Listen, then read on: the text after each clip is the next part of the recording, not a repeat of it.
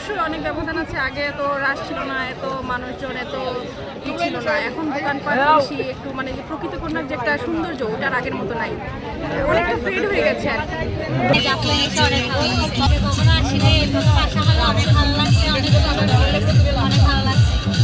ঈদের ছুটিতে মানুষ দূর দূরান্ত থেকে এখানে আসছে, এখানে অনেক আনন্দ উপভোগ করতেছে, সবাই ফ্যামিলি নিয়ে আসছে, নিরাপত্তা পরিস্থিতি যথেষ্ট ভালো আছে।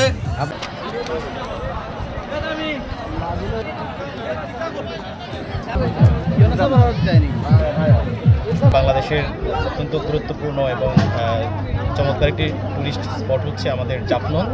তো আমরা আশা করছি যে এবারের যে আমাদের জাফলংয়ে বিপুল লোকের সমাগম হবে। আর আমাদের উপজেলা প্রশাসনের সমন্বয়ে এখানে ট্যুরিস্ট পুলিশ, থানা পুলিশ, বিজিবি, তারপরে ফায়ার সার্ভিস, স্থানীয় যে ব্যবসায়ী আছে, ব্যবসায়ী নেতৃবৃন্দ, রবার্ট স্কাউট সহ মেডিকেল টিম সহ আমাদের এখানে সার্বিক প্রস্তুতি আছে। এবং অন্য যে কোনো বছরের চেয়ে এবার আমরা আইনশৃঙ্খলা বাহিনীর যে সদস্য যারা আছে তারা বেশি পরিমাণে মোতায়েন হয়েছে। আপনারা জানেন যে জাফলং একটা পর্যটন নগরী, বহু লোকের সমাগম হয়।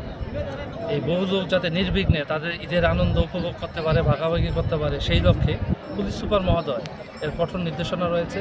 এবং পুলিশ সুপার মহোদয়ের নির্দেশনা ক্রমে আমরা টুরিস্ট পুলিশ সহ হাইওয়ে পুলিশ, ট্রাফিক পুলিশ এবং আমাদের যেই থানা পুলিশ আছে সবাই আমরা সম্মিলিতভাবে ডিউটি করছি পর্যটকদের নিরাপত্তা দেওয়ার লক্ষ্যেই।